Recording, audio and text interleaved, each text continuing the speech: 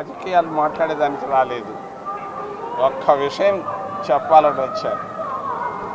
తిరుపతి రాజధాని నగరం అవుతుంది, అయి తీరుతుంది. నేను ఈ మధ్య ఢిల్లీకి వెళ్ళాను, జాతీయ నాయకులు దాదాపుగా కలిశాను.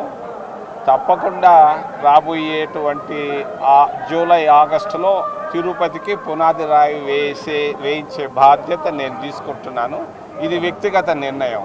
కారణం ఒకటి, ఈ కరువు, కష్టాలు, కన్నీళ్ళు, ఆకలి, అప్పులు, రైతుల ఇబ్బందులు, ఈ పోయి రాయలసీమ భాగ్యసీమగా మారాలంటే ఒకటే ఒక మార్గం. ఆ మార్గం రాజధాని నగరం తిరుపతి రాజధాని అవుతుంది. ఇది 70 సంవత్సరాల నాడు ఎన్జే రంగా గారు వచ్చినటువంటి ఆలోచన, ఆ స్ఫూర్తి ఈరోజు తప్పకుండా నెరవేరుతుందన్న విశ్వాసం, ఆత్మవిశ్వాసం నాలో ఉంది. మాలో కూడా కొంతమంది వ్యతిరేకిస్తున్నారు. ఎంతమంది వ్యతిరేకించిన ధర్మం, న్యాయం, ముఖ్యంగా రాయలసీమ ప్రజలు వాళ్ళ కన్నీళ్ళు, కష్టాలు ఈ దేశంలో ఎవరికీ లేనటువంటి ఉన్నాయి. కాబట్టి తిరుపతి రాజధాని నగరం చేసి తీరేదానికి నేను వ్యక్తిగతంగా ప్రయత్నం చేస్తున్నాను. అవుతుంది, అయి తీరుతుంది.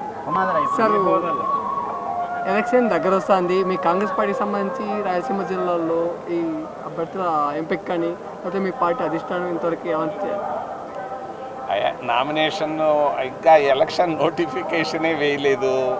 రెండోది, ఎలక్షన్ కమిషనర్లు ఉన్నోళ్ళు రాజీనామా పెట్టి పారిపోతున్నారు. ఈ పరిస్థితుల్లో తొందర ఏముంది? మీరు కూడా ఈ వారం రోజుల్లో ప్రచారం గ్యాప్ వచ్చింది. నేను ఢిల్లీకి వెళ్ళాను, ఉత్తర భారతదేశం అంతా తిరిగి వచ్చాను. ముఖ్యంగా జాతీయ నేతలను కలిశాను తిరుపతి రాజధాని కొరగా. ఈరోజు దేవుడికి కూడా అదే ప్రార్థన చేశాను.